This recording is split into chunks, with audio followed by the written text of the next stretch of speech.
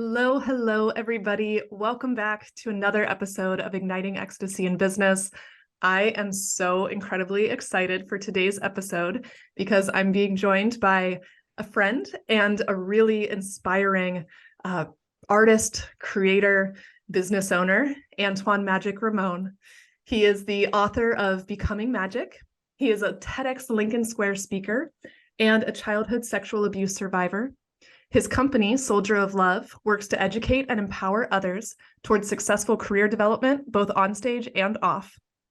And with over 20 years of experience in musical theater, he was the first male universal swing for Hamilton on Broadway, which is one of my all-time favorites, and across the country, Broadway and across country. And he was also the first vacation swing for In the Heights during its off-Broadway and Broadway runs. He's performed at Radio City Music Hall, the Grand Ole Opry in Tennessee, and he was paid to dance in the window of a Marc Jacobs retail store dressed as a pig, which I love that fact. So without further ado, I want to welcome you, Antuan Magic Raimone, to Igniting Ecstasy in Business and to this juicy conversation that we're about to have today. Thank you, Alex. I'm very excited for our conversation today. Oh, wonderful. So before we get into our topic today, why don't you go ahead, Magic, and share a little bit about your background? I mean, you have such an incredible and I'll say really unique background, right? Very diverse. You've had all these different amazing experiences. So why don't you share a little bit about your history and what's led you to being here today to talk about igniting ecstasy in life and business? Great question. So I'm originally from Blue Springs, Missouri, in the Kansas City, Missouri area. It's a small little suburb. And at a young age, I knew I wanted to be a performer. I wanted to be a dancer specifically. Even more specifically, I wanted to be a dancer for Janet Jackson. Watching music videos as a kid was the first time I ever really understood you could get paid to dance. And so that was the dream for me. I didn't know how I would find myself to auditioning for Janet Jackson, but that was what I wanted to do. Fast forward through young childhood, studying Taekwondo for 4 years, getting my black belt, and then moving into theater because my high school had a performing arts center. And my theater teacher would produce a musical every year. And so she recruited boys from the choir to be in the musicals. And that's when I discovered theater and musical theater and understanding you can sing, act, and dance all in this one space. So that became the more tangible dream than dancing for Janet Jackson. And so just through a series of wonderfully guided educators and professionals I worked with, I got into musical theater, professionally working at a theme park in Kansas City. And then the goal was to then go to college and study in college and then make my way to New York and specifically Broadway. It would take some time to get there. I would work at regional theaters on my summer breaks from college. I worked on cruise ships. I've worked in dinner theaters, children's theaters. I have assisted as a choreographer for friends of mine. So many things. And it was just something that I love to do that came very naturally to me. And so that has led me to a more than 20-year career that has been incredibly fruitful and successful. And not just because Hamilton is a credit. It's not just because In the Heights or Radio City is a credit. It's successful because I've been open to finding ways to do that thing that I love, which is performing and getting paid to do the thing that I love. Sometimes it was a lot of money. Sometimes it was a little less money, but I was always getting paid for the most part. There have been plenty of benefits that I've danced in for over the years, which bring with them their own connections and networkings and relationships. What a beautiful story about getting paid to do the things that you love. And I heard you say sometimes a lot, sometimes a little, but that you were always pursuing what's in alignment with you.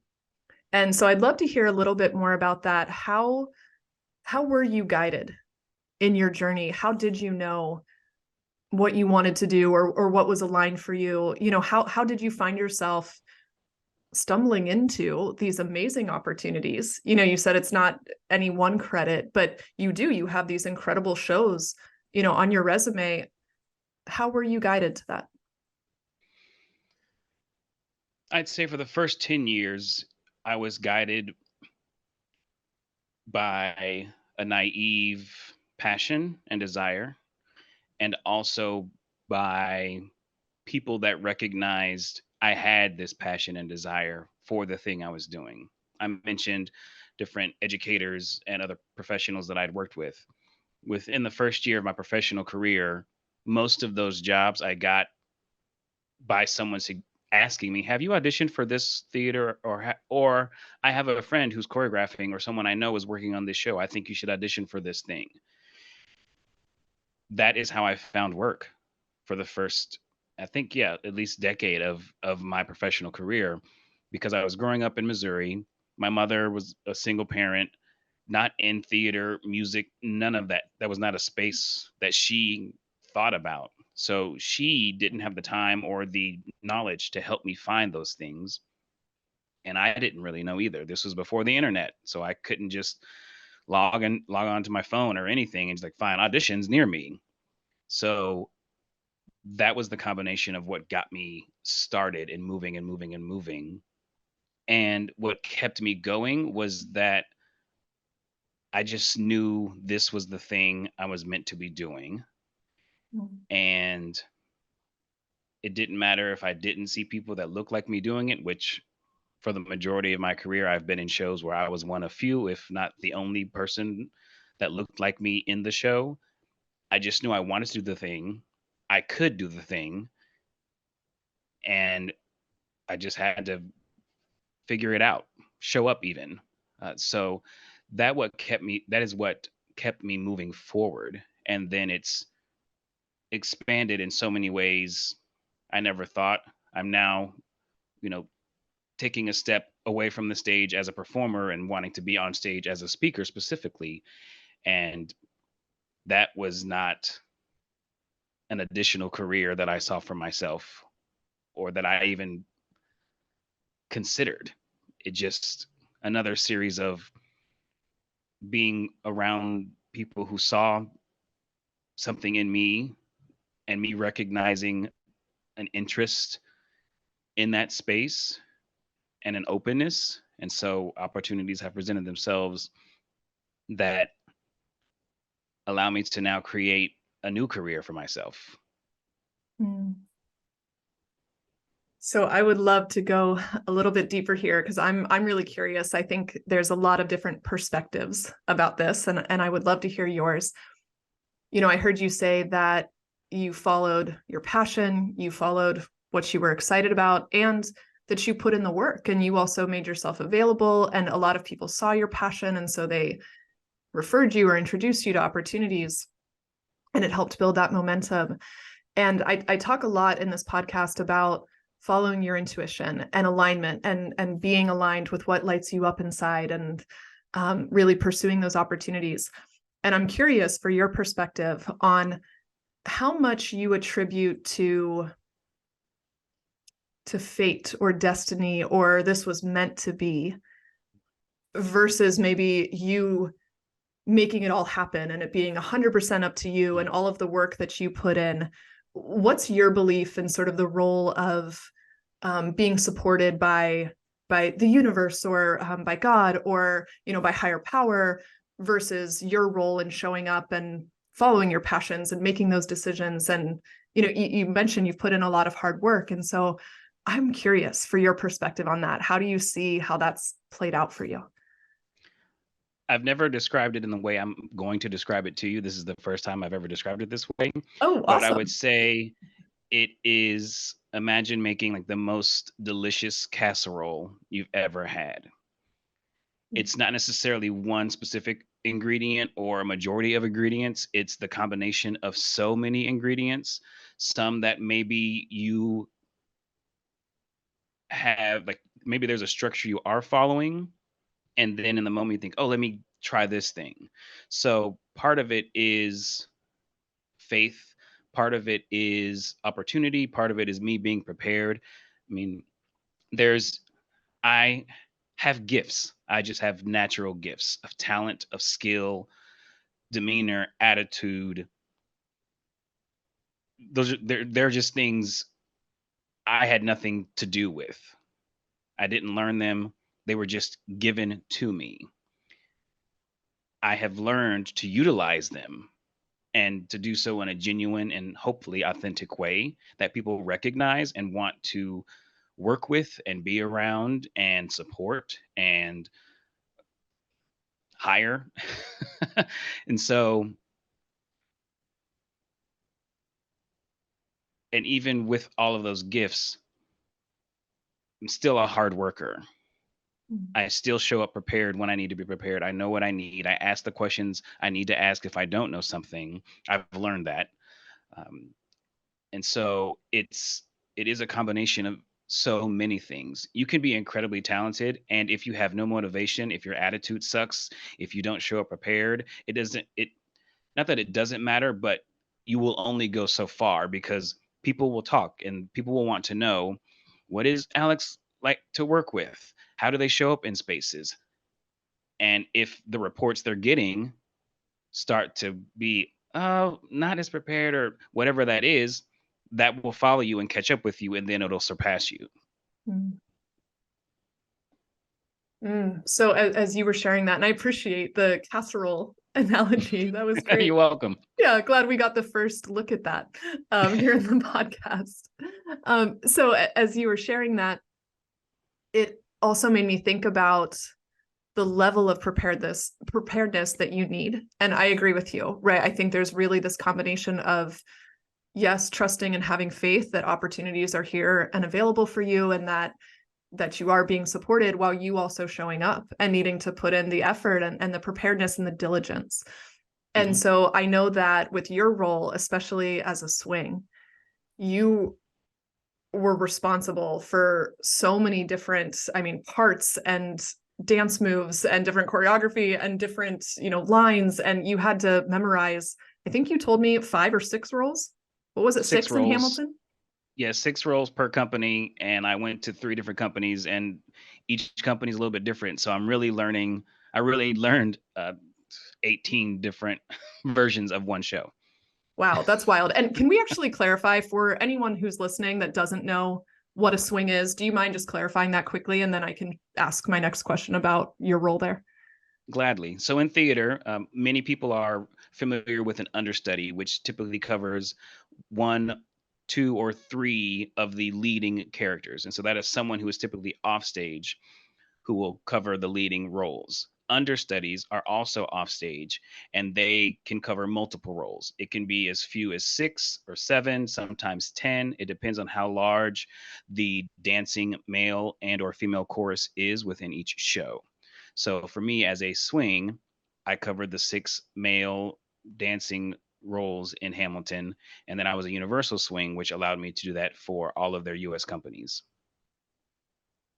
Oh, there's so many questions I want to ask, but I'll keep them as relevant as I can for the podcast today, because you had such a fascinating job. I mean, you really did. You got to play all these different roles, and then you're traveling around the country playing them with different companies. And, for our listeners today, I'll share that you and I met through a speaker showcase. And I remember as you were doing, your talk, you started out your message, putting us in your mindset as you were, performing, was it Satisfied?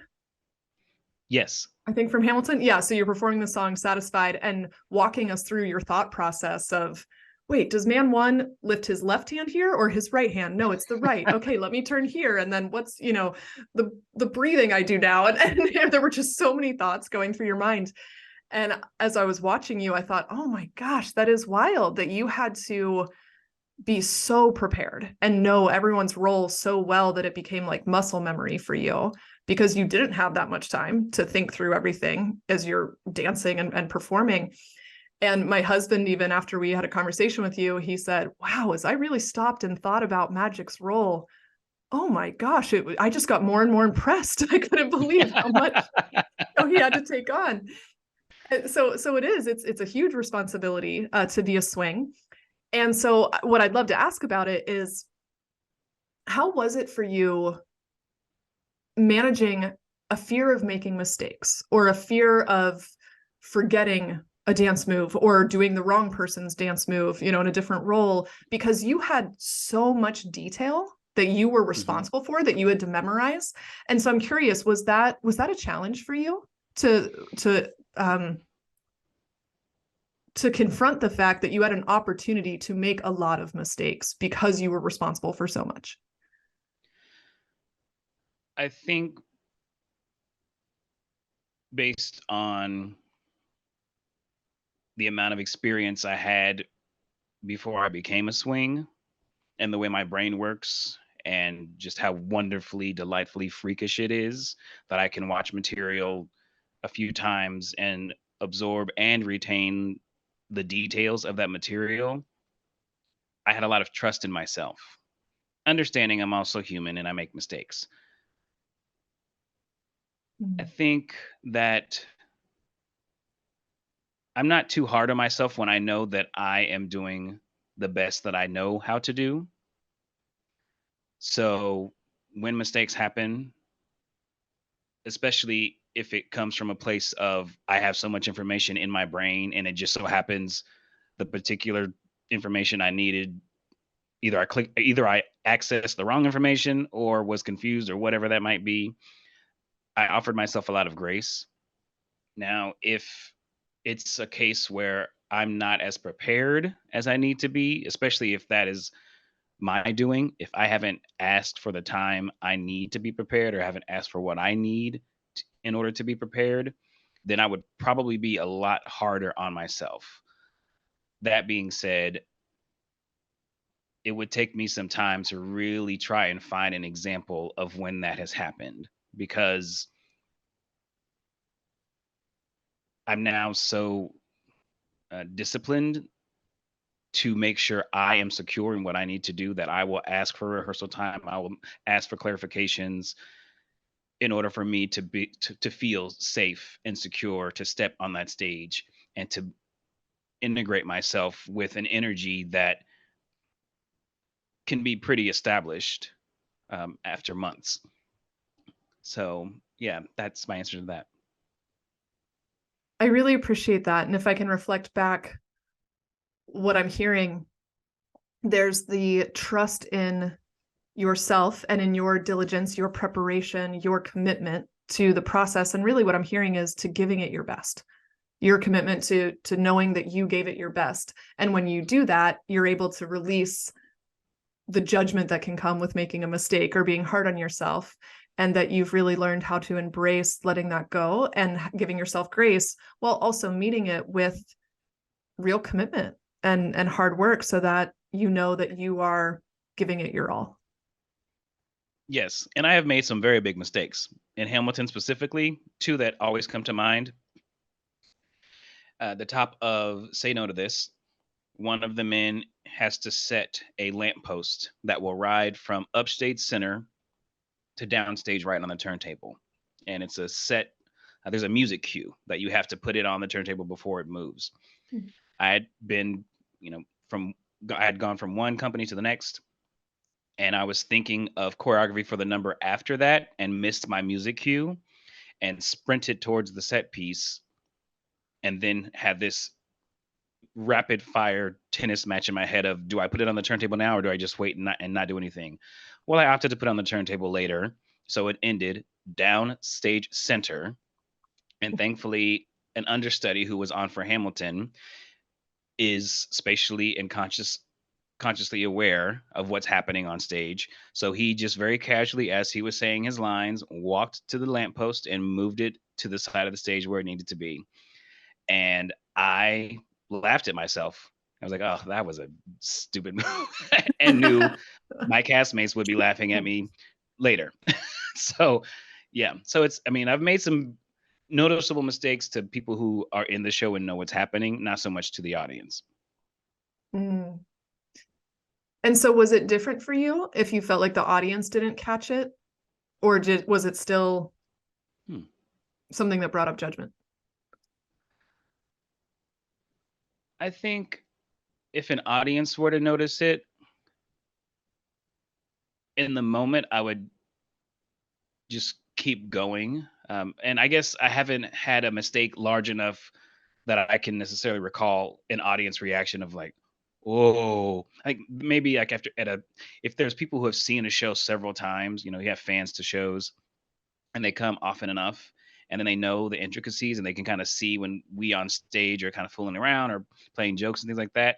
And then if they have an opportunity to chat with us and say, "Oh, I saw that you did this," and I was like, "Oh, wow, you really know this show." Like I just kind of it's like, "Okay, well, good to know." Oh, But that's for funny. I them, can relate it's to like those a audience members, those diehard fans. That's definitely me. yeah. But in those instances, it's where they feel that they're in on the joke that the majority of the audience isn't getting. So I Mhm. don't necessarily feel much shame or judgment from them. They're just like, "Oh my gosh, I saw when you guys were laughing about this thing. What were you laughing at?" Like they just want to know more details, not like, "Why were you laughing?" Like there's seldom less judgment and more curiosity. Mm.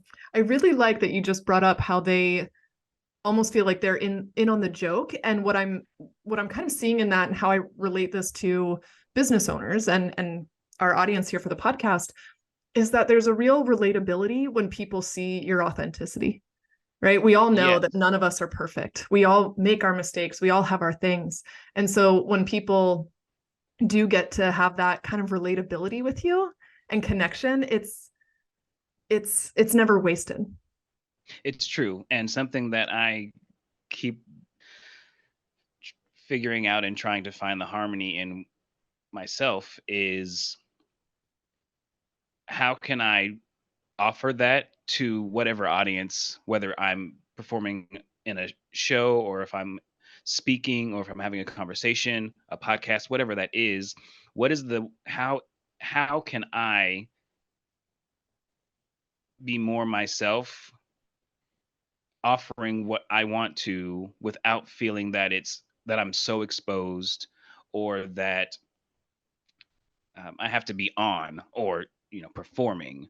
Like it's you have to figure out what that is, and I just think whenever you however you find that authenticity for yourself and allow that to go out, then like you said, people connect to that and resonate with that. And it's not that they have to know the personality of me after I've had a couple of cocktails. Unless that's the atmosphere, then you will. But I don't have to lead with that. But there are so many shades of who we are and our personalities. There's so many levels and degrees of that it's not a matter of this is business magic and this is party magic. It's like, okay, I can I can play with the levels of those. Yeah. Oh, okay. So that just brought up another question, and I love that because we also talk about that a lot on the podcast. Is following your true desires, finding your authentic self. And I heard you say this before too about really establishing this trust in yourself. And I personally Mhm. believe that trust is absolutely related to you having alignment in your business or in your career, and to you following your heart. You have to have a trust with yourself, because you have to be able to trust your desires when they come up. You have to trust where your intuition's leading you. And Yes. that's all part of you finding and expressing your authentic self. And finding your authentic self, it is definitely related to trusting yourself and to knowing what lights you up, and um, knowing what places you like to shine your light brightly.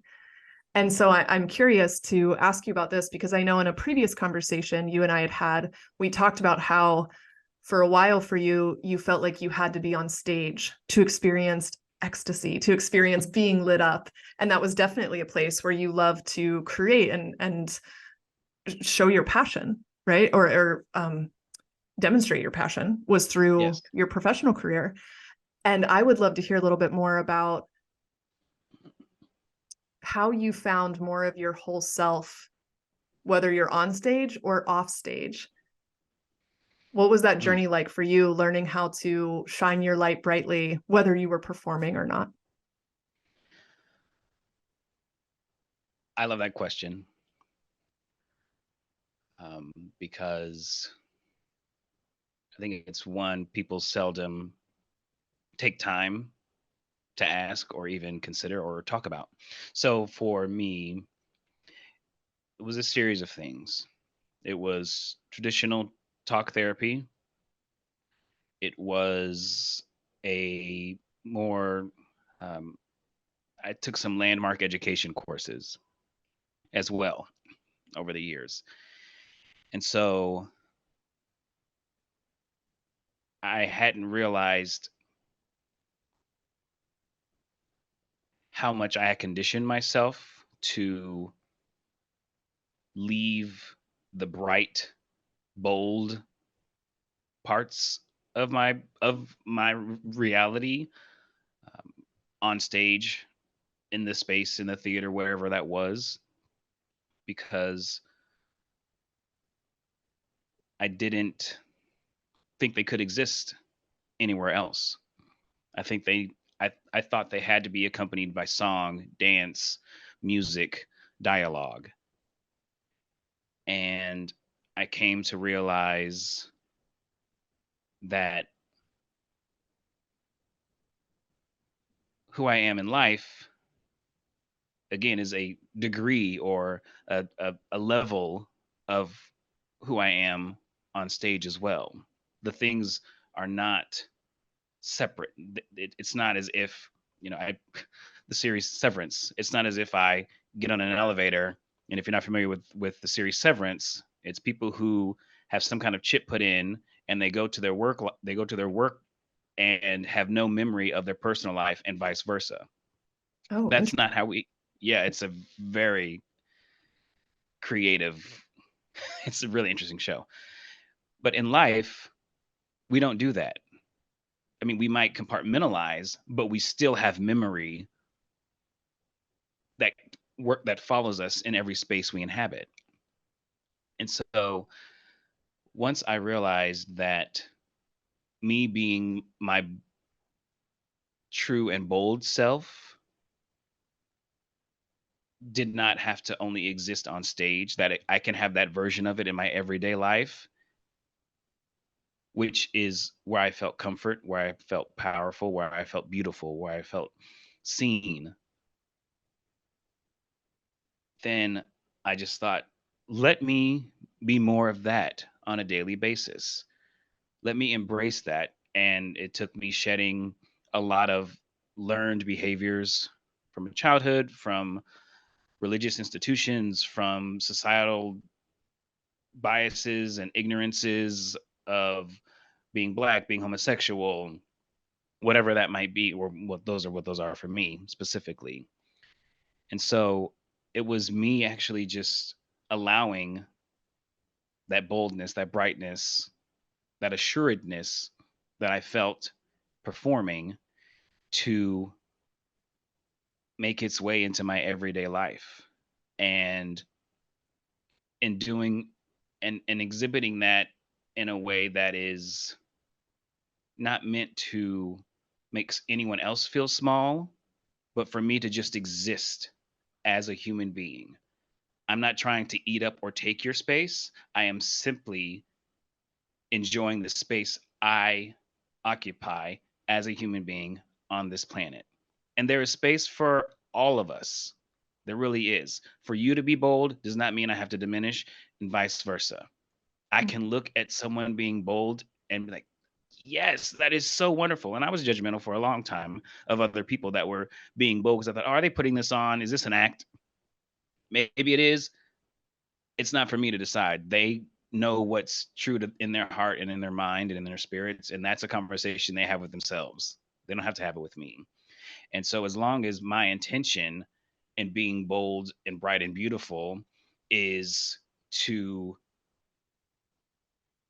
ideally be a reflection of that for yourself versus me trying to push you out of the way, then I'm going to do that. And I will do that without or with little shame or without embarrassment, because it is I see it as an encouragement, as I am encouraged when I have encountered those people myself. Mm. It is magnetizing, isn't it? Like when you meet people who are being bold and authentic in who they are, and standing firmly in what they believe in and shining their light. It's powerful to be around people like that. I think when you want that for yourself, when you're ready for that, Definitely. when you want more of that, right, you're drawn to people who are like that. I think that's one of the reasons I was drawn to you when we met and when we connected. And I wanted to have more conversation with you because I did see a man who was standing boldly in who he really is. Thank you. Thank you for saying that. I Oh, appreciate that. well, you're welcome. You're welcome. That was exactly my experience with you. And so I would love to go a little bit deeper into this because I do know a lot of the women I meet who are entrepreneurs, high achieving visionary women also have often this dark side of a harsh inner critic or an inner Hmm. judge or a pusher who's always pointing out where you could be doing more or being better, or where maybe you should be people pleasing to try to not rock the boat and taking a lot on yourself. And so I heard you say that for you, in stepping into your boldness, that there was a shedding of identities or belief systems or things that were limiting you or dimming your light. Can you share a little bit more about, I know you mentioned that you did a lot of talk therapy. Can you share a little more about what it took for you to shed some of those limiting beliefs or the things that were keeping you stuck?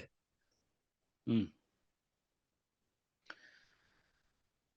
I'll also let me say and add that I grew up primarily in a single mother household. I have two older sisters, and I have watched my mother live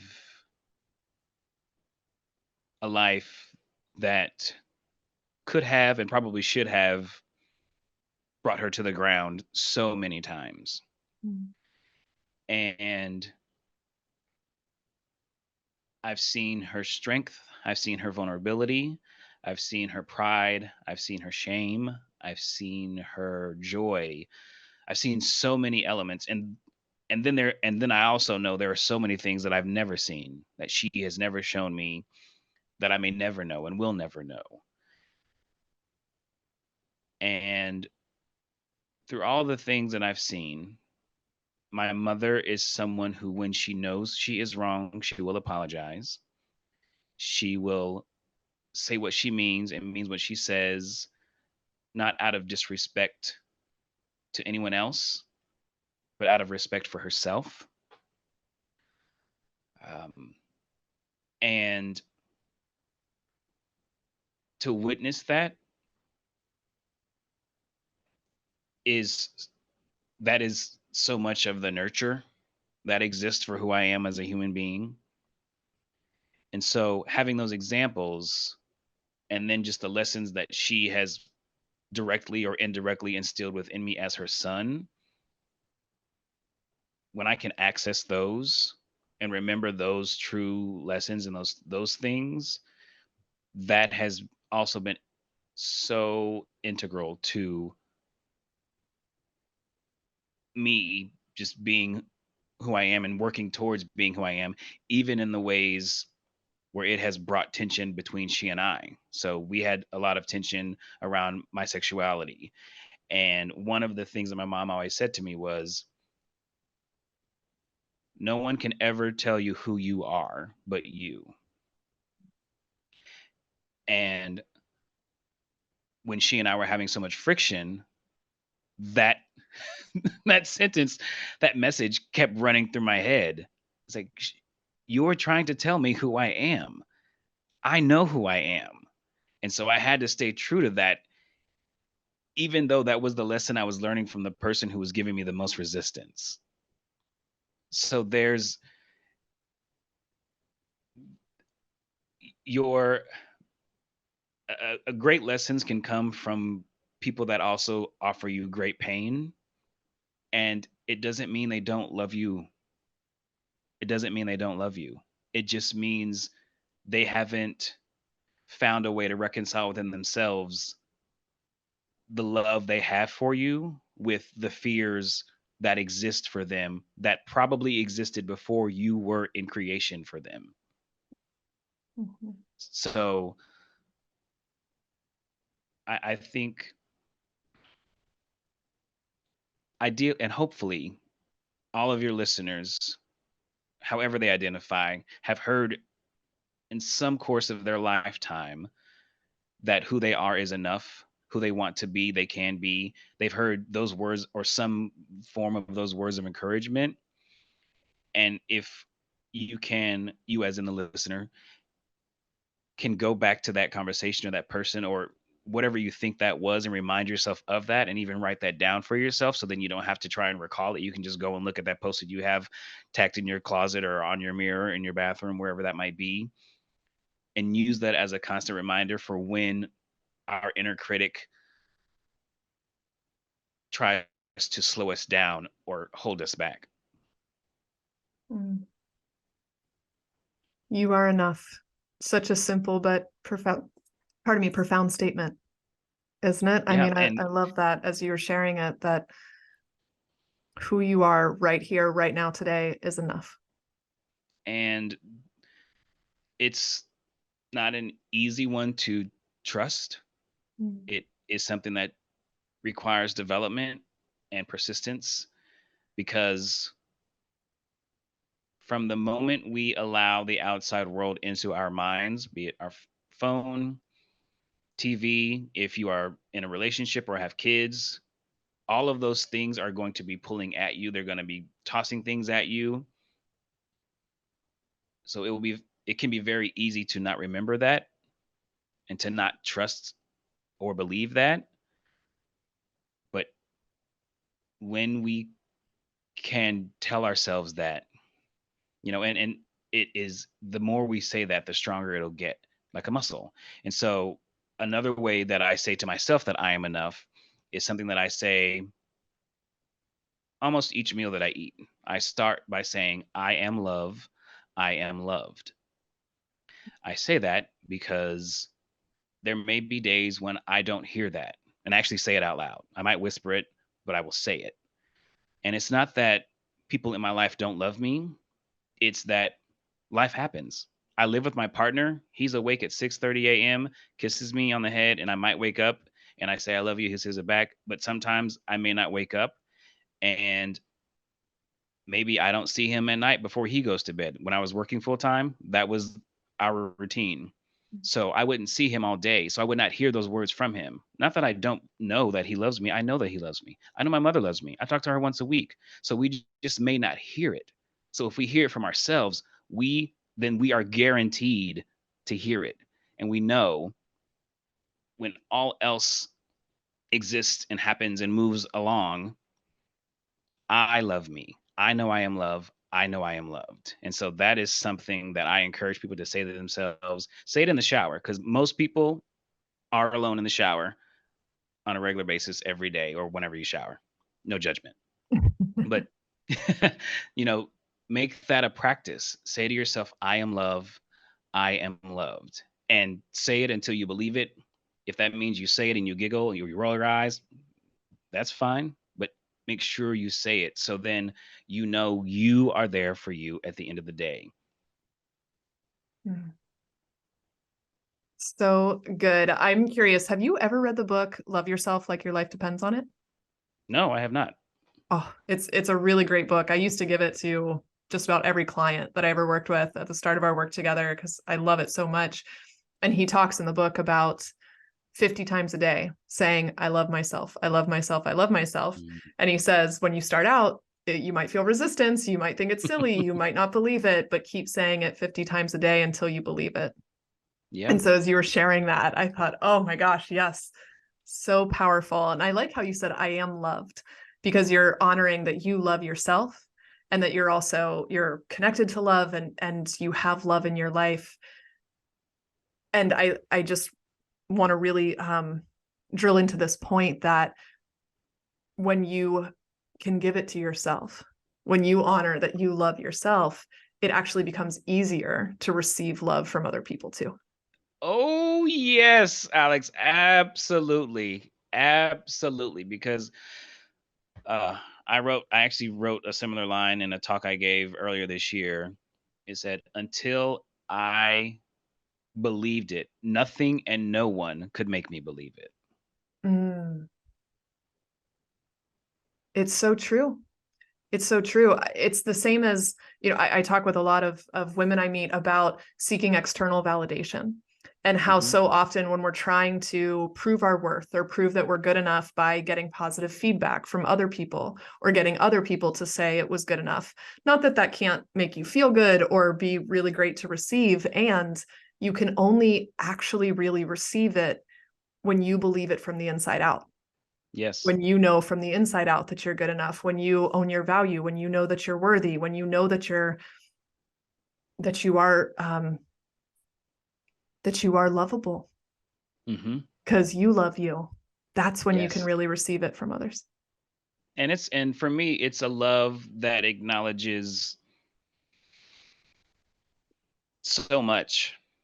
It's not just the achievements that I've had. It acknowledges the deep sorrows and the pains and all of those things. I love that as well because it's the word harmony comes, it's a harmony. It's many things. It's that casserole I spoke about at the beginning of our conversation. There's so many things in that. And when we can love ourselves with all of those other elements and ingredients in the mix, that is other people, they sense that, they feel that, and you don't have you don't have to have it from someone else. It's nice to have. It's a wonderful support system. Support is different than being the foundation.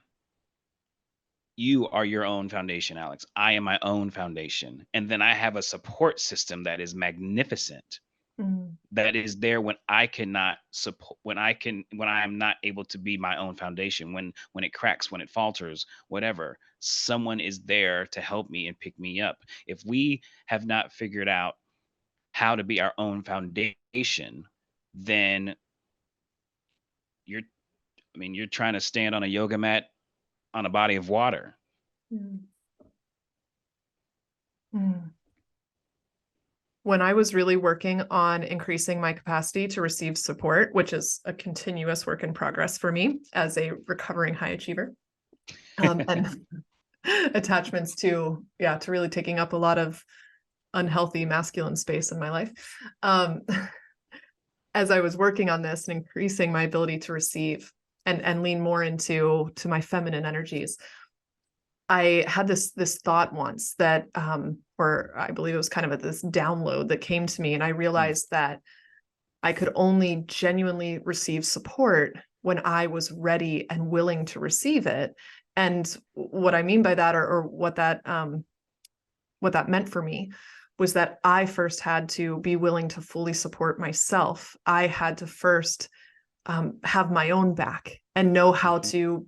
to respond to myself with gentleness and compassion over judgment and harshness. I had to really learn how to be there for me and take action that was supportive for me and set boundaries and, be willing to, like you said, to be my own foundation. And it was only then that I would be able to really fully receive support from other Mm. people, because otherwise, even if I tried to receive it, I'd have guilt about it, or I'd doubt, or I'd question, or I'd judge. And I think just what you're saying is so important. I mean, this is really the crux of being able um to receive love, and really being able to stand in your boldness, right, and in your authentic self, and to then be able to receive, is you first standing in your truth and finding your voice.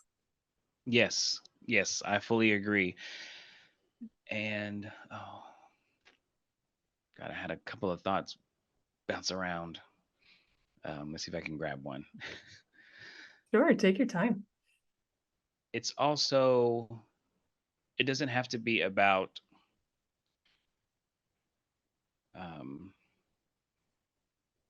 it can look many ways. And when I say it can look many ways, you mentioned boundaries. A lot of people like, oh, like there can be a hesitation to want to establish boundaries for ourselves because we think it's pushing people away. Mm. And I also want to talk. I wrote something similar to this in the same talk I quoted or mentioned earlier was that it's not about me pushing someone away and hurting them. It's about me allowing space for myself to heal or to understand what I need to understand. And if that means I need the space so that I can hear what that is for myself in the absence of someone else, then I'm going to take that time for myself, as I would allow that and offer that to someone who needed it if I were the extra noise that was not allowing them to find that for themselves. So boundaries is so important for us to understand how we respond to things, and so we can learn so much about ourselves. And there's a line that I've heard several times.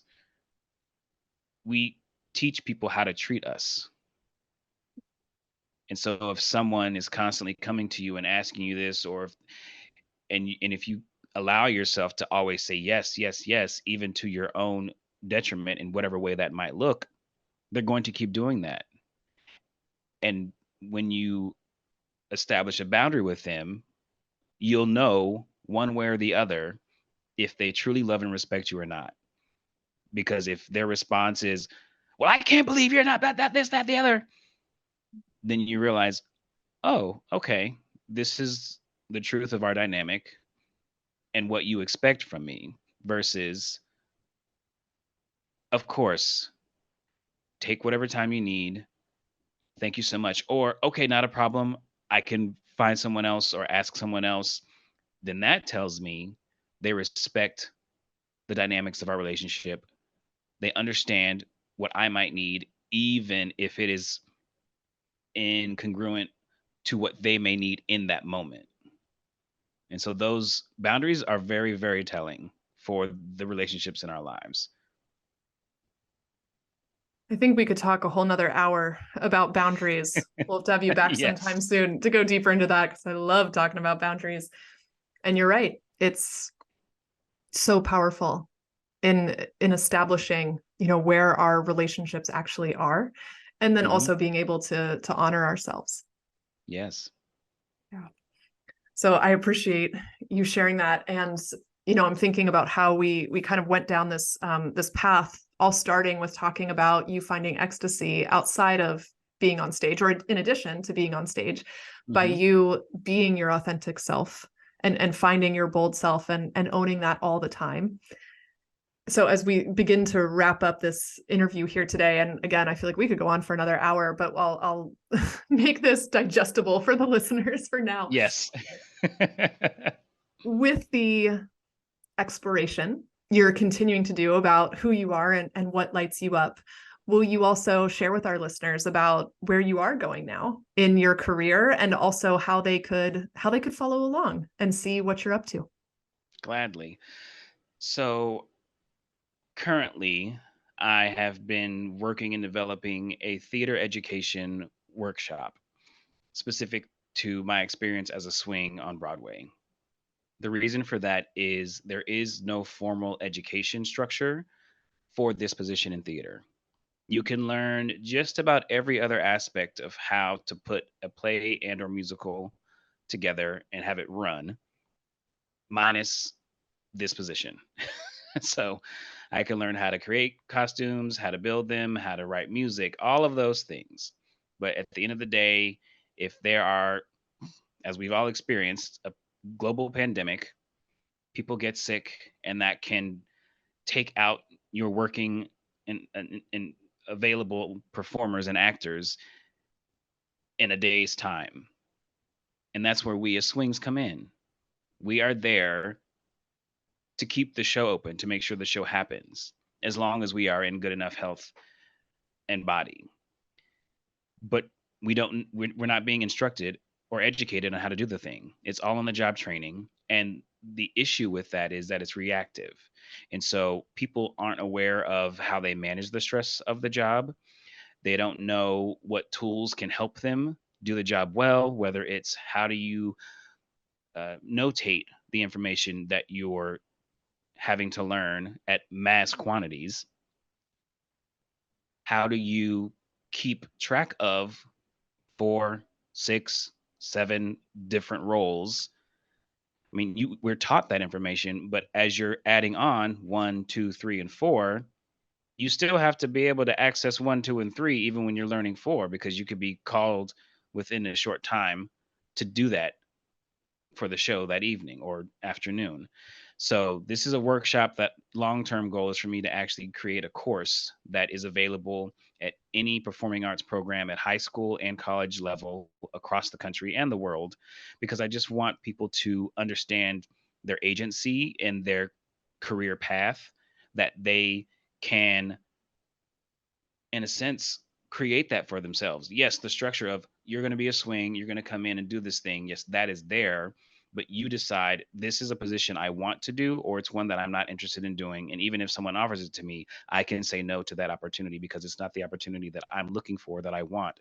And it will leave space for the opportunity that you are searching or seeking, or that is seeking you, not one that someone assigns to you because you have the skills that fulfill what that is. So that is what the workshop is, that I've been working on, and I'm so excited for it. The name of the workshop is "So You Think You Can Swing: Creating a Sustainable Career in Theater." And I am like chomping at the bit to get this thing out. I'm waiting on some information from a friend that's making some things for me, and then I'm going to start reaching out to my contacts for that.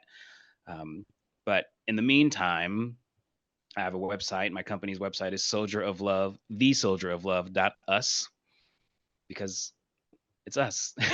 I just wanted it to be that personal, note, and I've never seen a .us for anything. So it's like, great, it's I available. I'm have going to either. take it.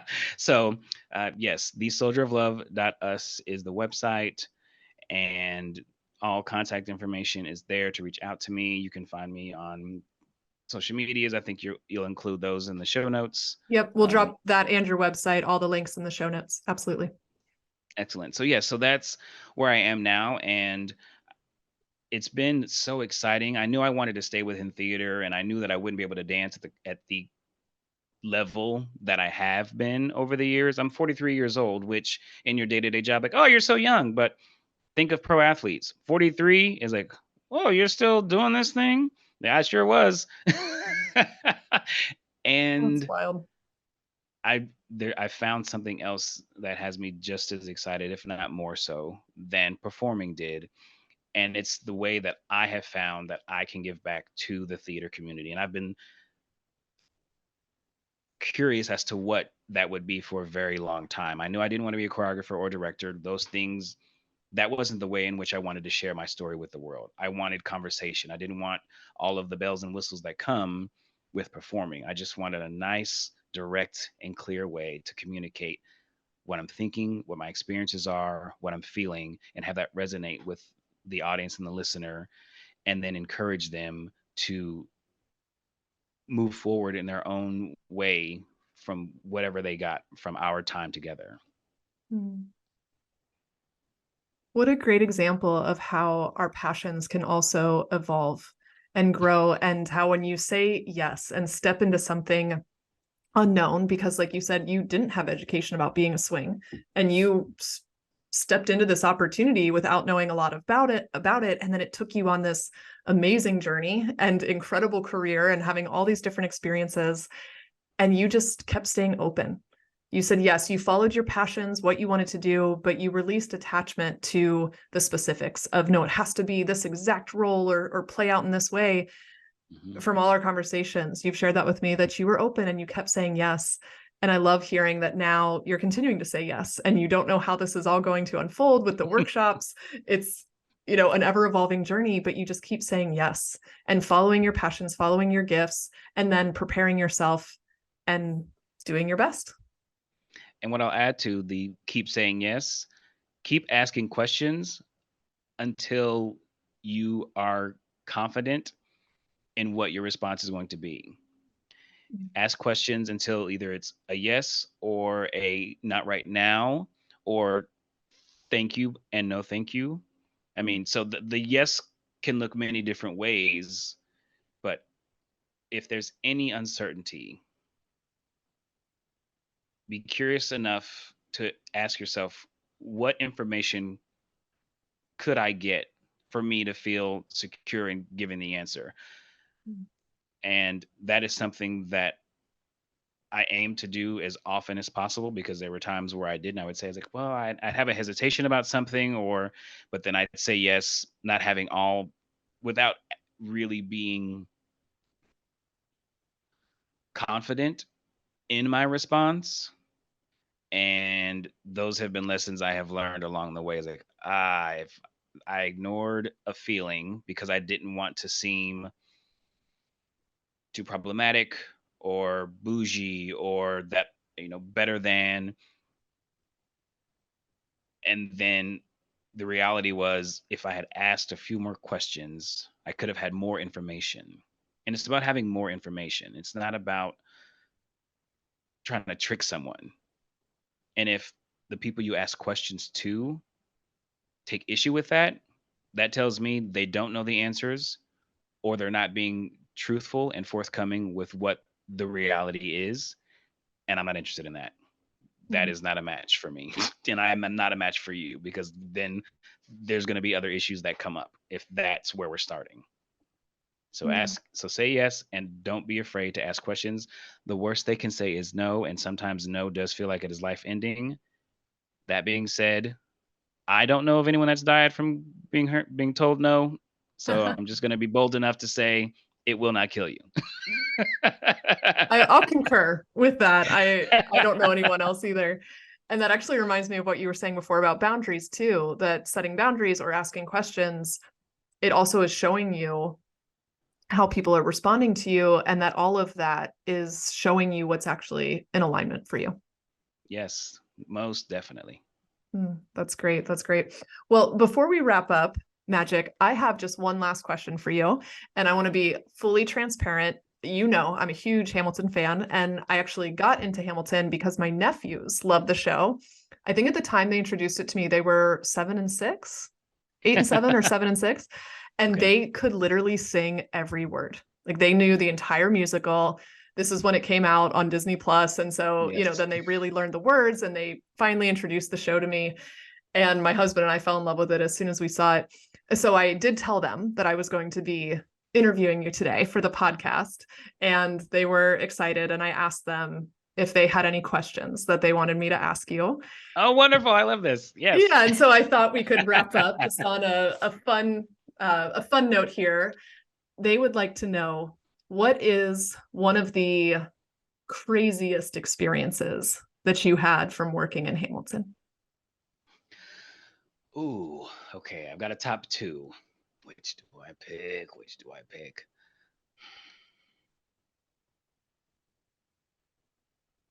Okay, I'll go with this one, the first one. Great. Let's see, this was 2018. I had been with the show for at least 2 years. I was in New York. I had been rehearsing Samuel Seabury and had learned his act one and had rehearsed it on stage. During the show, the actor who plays that got hit in the ear with a prop gun, Ooh. causing a big injury. I was the only male swing not on stage that night. So I was sitting in my dressing room on the 6th floor of the Broadway theater. Um, and it's a walk up, by the way, important to the story. And I got a call from my stage manager saying, "We need you to get in a costume to go on for Man 2." That's his delineation for Man 2. I said, "Okay." I was in my street clothes, so I ran downstairs to make my way to the wardrobe room. And while I was running downstairs, I thought, I've never done the end of act one of his show on stage with the turntable, so I don't know how that goes. And I don't know any of his act two. They'll figure that out by the time I get to where I need to go, and then something will be sorted out. I just need to get into costume, get my microphone, and be ready to go on stage. So I get to the wardrobe room, I put my microphone on, I put my costume on, I walk into the stage manager's office, and I see the stage manager, the male swings, both dance captains all huddled around. They're talking about, because they didn't know how long it would take me to get ready. So they're trying to figure out this is at the end of Yorktown as well. So Okay. it happened in Yorktown. And then we have Hamilton and Burr sing a duet called Dear Theodosia. That song is maybe 2.5 minutes. So we're going to say, all in all, about 3 to 4 minutes of we need you to get into costume to when I have to walk on stage. I Oh my walk into the goodness. stage manager's office, and then they say, okay, so we're going to put you on for man one. We're going to have Eddie do man two because you don't know the rest of man two, or you don't know man two. And that's what we're going to do. I said, great. Thank you so much. I leave the stage manager's office. I then had to cross underneath the stage to get to the other side to then be where I needed to be in order for me to start the finale of Act One as Man One, which is also known as Charles Lee. So I just walked on stage. My fellow swing had to then recalibrate in his brain. I'm now Man Two after he'd done an hour of Charles Lee. He now has to then switch to Samuel Seabury. So it's not only like my brain was working rapid fire, but then another fellow swing had to also recalibrate his brain to work rapid fire. All in the meantime, the actor who was injured was whisked away to the hospital. The audience had no idea. The show kept going. And that's one of the wildest experiences I've ever had. Oh my gosh. That is interesting. As you just said, the audience had no idea. I was just thinking, and the audience probably had no clue because everything was just thrown together, so with so much intention, right? And probably seemed Yes. seamless while all this crazy stuff is happening backstage. Yep. And that, ladies and gentlemen, and all others in between, that is what it is to be a swing. That is a perfect story. Excuse me, to illustrate that. All right, I've got just one last question for you, Magic, and then I'll let you go here. Now, one of my nephews did ask if you were afraid of making mistakes, which we already covered that actually organically earlier in the episode. So the final question I have for you here is, what is your favorite song? Part A to this question is, what's your favorite song to listen to in the show? And then what was your favorite song to be part of performing? Ooh. Okay. Well, I'll answer B first. So my favorite song to perform is Room Where It Happens. And that is because of the the style of the choreography.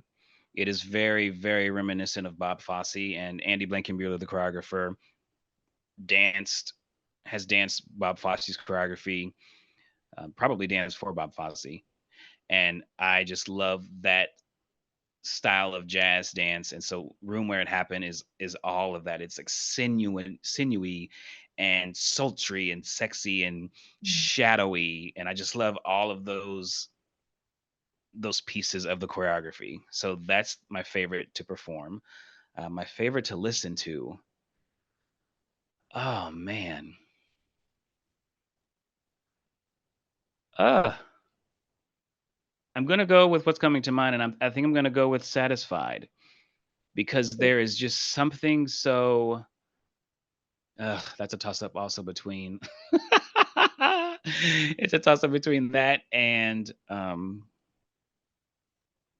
Burn, and the reason I choose both of those is because there's such a raw emotion within the music and the lyrics, and then the way in which each actress delivers those elements to the song, and it's so different depending on who sings it. And I've heard so many different Angelicas and so many different Elizas Mm. perform them, and it's not only impressive in what they do vocally and as an acting exercise, but also just to hear the lyrics and understand the story that's being told.